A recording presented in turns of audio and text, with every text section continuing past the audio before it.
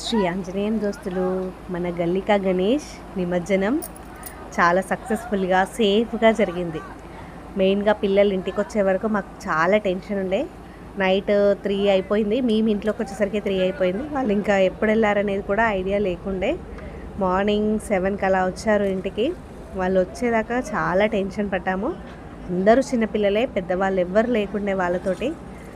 లేకుండే మీన్స్ కొంచెం యంగ్స్టర్స్ ఎవరు ఇక్కడ పార్టిసిపేట్ చేయలేకపోయారంటే ఎవరి బిజీ లైఫ్ వాళ్ళది, ఎవరిని కూడా మనం కూడా బతలాడలేదు.